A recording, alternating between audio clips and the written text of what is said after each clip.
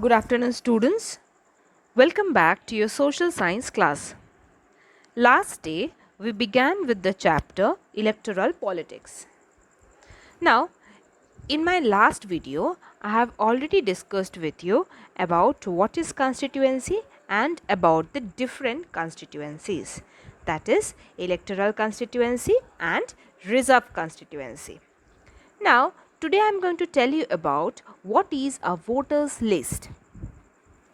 Remember students that once the constituencies are decided, the next step at front of the election commission is to decide who can contest election and who can vote and who cannot vote. Okay.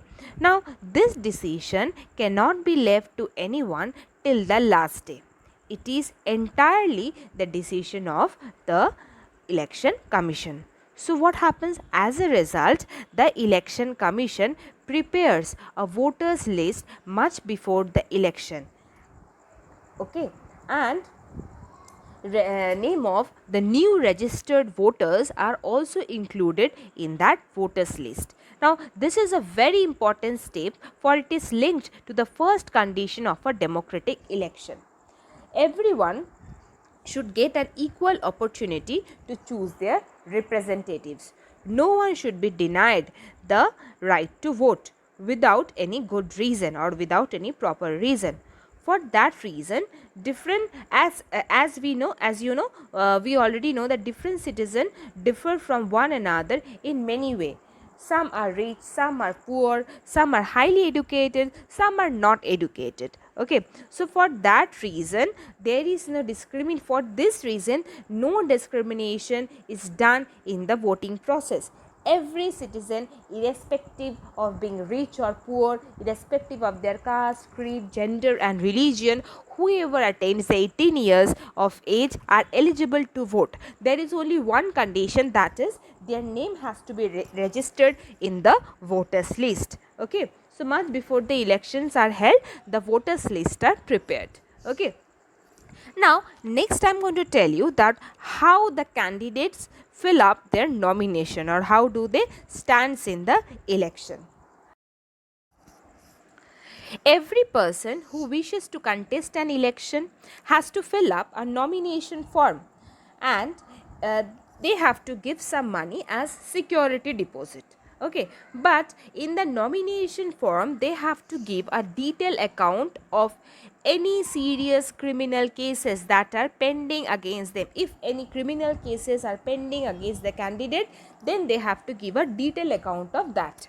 Secondly, they have to give a details of their assets and liabilities. Okay, or you can say they have to give a details about their family, they have to give a details about their property that they hold. Next is they have to give a details of their educational qualification also. So these are the necessary things that the person or the candidate has to fill up in the nomination form. Okay. Now next comes your election commission. Okay, what are election commissions? What are election campaigns? Election campaigns are the programs that are or the meetings that are held by the different political parties before the election. Okay, now in our country such campaigns takes place for 2 weeks period before the announcement of the final list of the candidate. Okay, during this period the candidates contact their voters through meeting and through different other programs. Okay, and they tries to brainwash or they tries to manipulate or convince the voters. Okay, so that they can get a prominent amount or huge amount of votes from them. Okay, now some of the major election slogans I will be telling you. First is Garibi Hatao. Actually this was first initiative that was taken up by Indira Gandhi during the 1967 election. Okay, and it became a very prominent slogan for the Congress for the next few decades. Next is Save Democracy, which was a slogan given by the Janata Party, and it was the slogan for in the Lok Sabha election, that also in the year 1977, where the party promised to undo the excesses committed during the emergency and restore the civil liberties. Next is Land to the Tiller. It was basically a slogan given in West Bengal Assembly election held in 1977. Next is protect the self-respect of the Telugus. This was a slogan that was used by the Telugu Desam party, which is basically based in Andhra Pradesh, in their legislative assembly election in the year 1980. See students, according to our election law, no party or candidate can bribe or threaten the voter. Neither can they appeal to them in the name of caste or religion, nor can they use governmental resources or election campaigns. And they cannot spend more than 25 lakh in the constituency for Lok Sabha election or 10 lakh for the constituency in the Vidhan Sabha election. So, for this reason, the candidates, they basically uses the strategy of election campaign slogans. Moreover, during this election system, the election commission, which is an independent body and which basically rules over the state during the election, they formulate certain laws and rules and regulations, and during this entire election time, the candidates has to follow and the people has to follow that particular rules and regulations. Now those rules and regulations are known as code of conduct. What are they known as? They are known as code of conduct. Okay, now according to that code of conduct, no party candidate can use any place of worship for their election propaganda, nor can they use the governmental vehicles, aircrafts and the officials for election.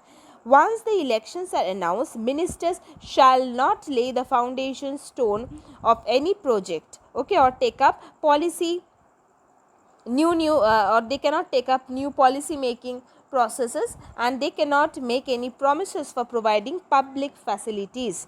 Okay, so these are the restrictions that are given on the candidate specifically.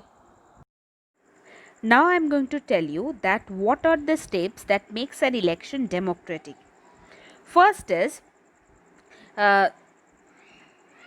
newspapers and television reports often refers to the allegations which makes which makes an election filled up with malpractices. Okay, now most of these reports are about inclusion of false names and exclusion of the genuine names in the voters list. Second is misuse of government facilities. Third is excessive use of money by rich candidates and big parties, and the fourth one is intimidation of the voters and the rigging at the polling booth. So if these things are avoided, or if these things could be avoided, then we can say that the election is a democratic one. Okay, now to supervise this entire election in India, an independent body was first appointed in the year 1950, and later on this independent body just kept on changing, and this independent body is known as Election Commission. This election commission is headed by a chief election commissioner, and they conduct the election independently in the whole country. Okay, whenever an election is conducted in any state, then the state particularly goes under the election commission. Okay, now what are the powers and functions of the election commission?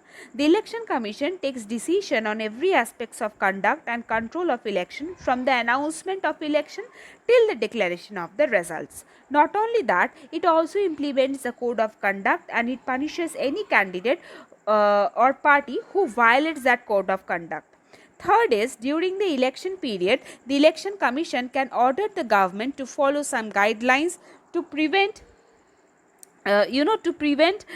some sort of what should I say, to prevent the use of misuse, you can say, to governmental powers or enhance its chance to win the election. Not only that, when on election duty, the government officers or the permanent bureaucrats, you can say, or the permanent executive, they works under the control of the election commission and not the government. And permanent bureaucrats or permanent executive means the police. Okay, they all works under the election commission during that time, not under the government. Okay, so today's class will be up to this. In my next video, I will give you the next part of the chapter.